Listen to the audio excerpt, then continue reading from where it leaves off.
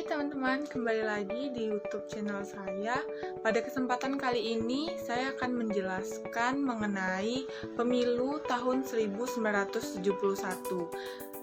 Nah, sebelum kita membahas lebih dalam mengenai pemilu tahun 1971 ini, apakah teman-teman sudah mengetahui apa itu pemilu?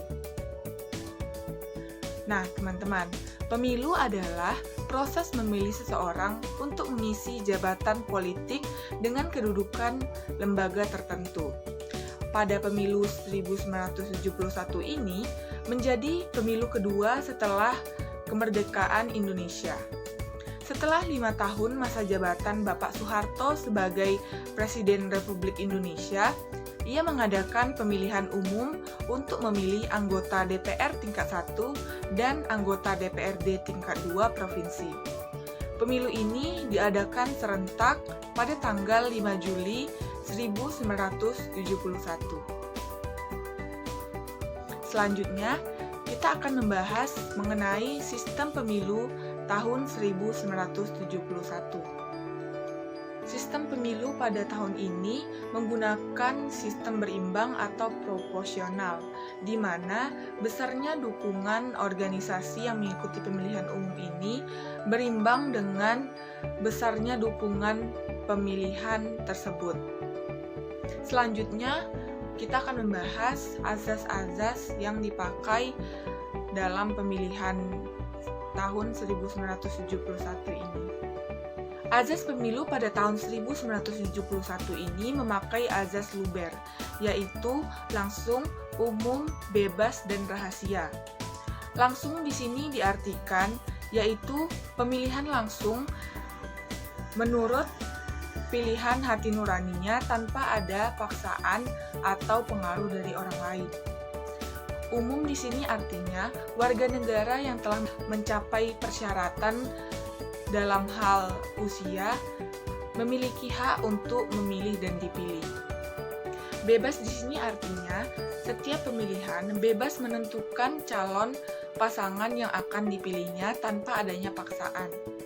Dan yang terakhir, rahasia. Rahasia artinya pemilih yang memberikan suara tidak akan diketahui oleh orang lain tentang apa yang dia pilih. Struktur pemilu pada saat itu, tempat-tempat pemungutan suara atau TPS dijaga ketat oleh polisi dan tentara, yang dimana dikenal dengan serangan fajar. Apakah teman-teman tahu kenapa disebut dengan serangan fajar? Kenapa disebut serangan fajar? Pada saat itu, pemilih sebelum memasuki tempat pemungutan suara atau TPS diberikan sejumlah uang oleh beberapa orang yang menjaga TPS di tempat mereka. Dan orang yang menerima uang akan disuruh untuk memilih pasangan yang sudah ditentukan. Dan karena itu, pemilihan tahun 1971 ini dikenal juga dengan demokrasi semu. Dan yang terakhir, kita akan membahas peserta pemilu. Pada pemilu tahun 1971 ini diikuti oleh 10 partai politik.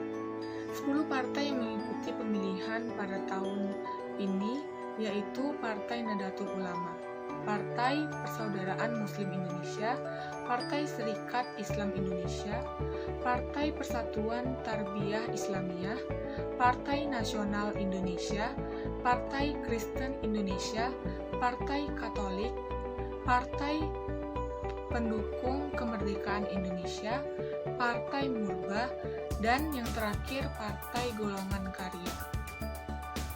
Pada pemilihan tahun ini dimenangkan oleh 5 partai politik dengan presentase sebagai berikut. Yang pertama ada Partai Golongan Karya dengan presentase suara 62,82% yang mendapatkan 236 kursi anggota. Yang kedua ada Partai Nahdlatul Ulama dengan presentase 18,62% suara yang mendapatkan 58 kursi anggota.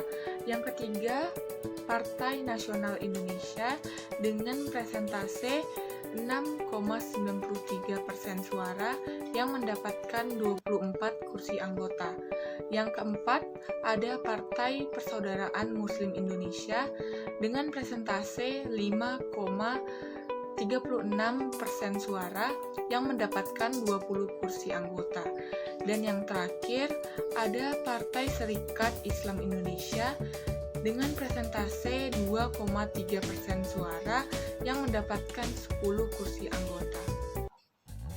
Baiklah, sekian dari penjelasan yang bisa saya berikan kepada teman-teman sekalian mengenai pemilihan masa Orde Baru tahun 1971 dalam memilih anggota DPR tingkat 1 dan DPRD tingkat 2 provinsi pada masa itu.